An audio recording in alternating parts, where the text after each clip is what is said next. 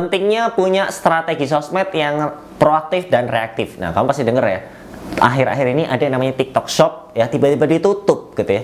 Yang awalnya orang udah planning ya, oh ini kita bakal ini ya, kita live streaming, kita bakal affiliate si A, si B, si C, si D gitu ya. Lalu mungkin kita mau apa, ads sebagainya gitu ya, untuk menunjang live streaming atau affiliate tersebut. Ternyata tiba-tiba ditutup gitu ya. Waduh, langsung ketar-ketir semua. Dari situ kita bisa belajar gitu ya, bahwa yang namanya strategi sosmed itu terbagi jadi dua. Pertama, proaktif, sesuatu yang di planning jauh-jauh hari ya. Oh, timelinenya, campaignnya bagaimana, bulan 1, bulan 2, bulan 3, sampai jauh bahkan ya. Bahkan kalau nggak salah ada juga yang tiap brand itu sudah tahu affiliate atau ya afiliatornya itu bulan 1 siapa, bulan 2, bulan 3 nambahnya siapa, ya gantinya siapa, yang di endorse siapa, itu udah ya kan. Tapi ada lagi namanya hidup ya, kita nggak tahu tuh ya, tiba-tiba ada jebret gitu ya, tiba-tiba mungkin ditutup atau entah regulasi, entah mungkin karena ekonomi atau behavior ya, tiba-tiba berubah ya kan, kita nggak tahu. Maka dari itu ada namanya strategi sosmed reaktif ya. Mungkin kalau kamu suka bola, nah ada tuh ya namanya kita membuat formasi taktik gitu ya. Misalkan ya, yang paling terkenal yang cukup jenius itu siapa? Pep Guardiola ya, dia bikin tuh tiki taka, atau mungkin tiki taka gabung apa? Full inverted fullback atau taktik-taktik lainnya lah ya. Ini nanti siapa? John Stone maju, nanti ada siapa? Siapa sih? Erling Haaland gitu ya, Kevin De Bruyne. Wow, itu di setting semua gitu ya. Bukan di setting, di apa? Di setup lah ya strateginya. Nanti kamu ini perannya ini gitu ya, nanti ngapain aja. Itu namanya proaktif gitu ya, sejak awal dipersiapkan ya.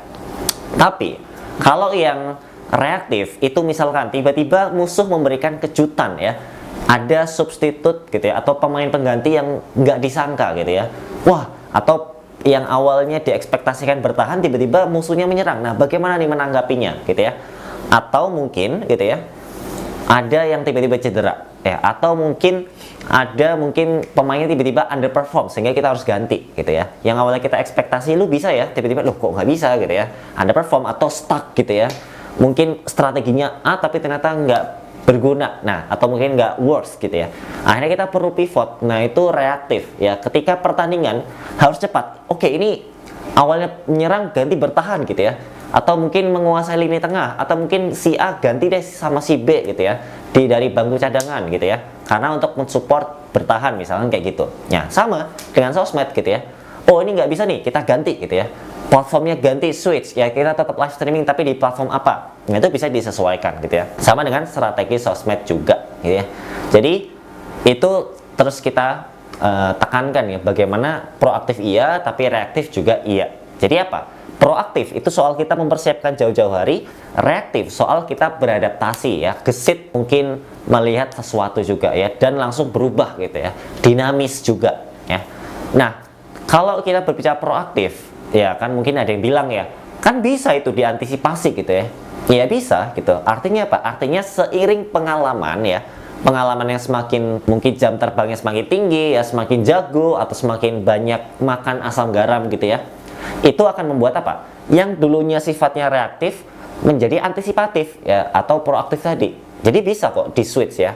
Jadi kenapa? Karena kita dapat pembelajaran berharga. Oh berarti kalau nextnya kita nggak boleh nih bergantung sama satu platform doang ya, TikTok Shop doang. Kita akhirnya apa? Jadi proaktif. Kita kalau misalnya ini ditutup nanti planningnya apa? Kalau misalnya tiba-tiba IG ditutup, nggak tahu loh ya, bisa aja kan misalkan gitu ya. Kira-kira kita switch apa? Nah itu ada planning-planningnya gitu ya.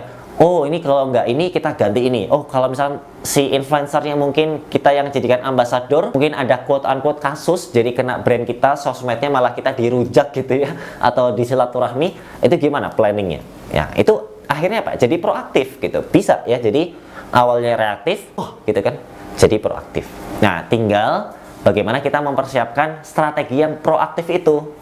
Caranya itu kamu bisa pelajari di Social Media Strategy Masterclass. Di situ diajari step by step gimana sih cara membuat atau membangun strategi sosmed dari awal sampai siap untuk dieksekusi ya.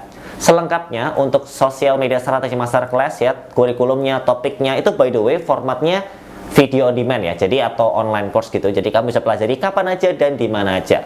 Selengkapnya kamu bisa langsung cek di deskripsi. Oke?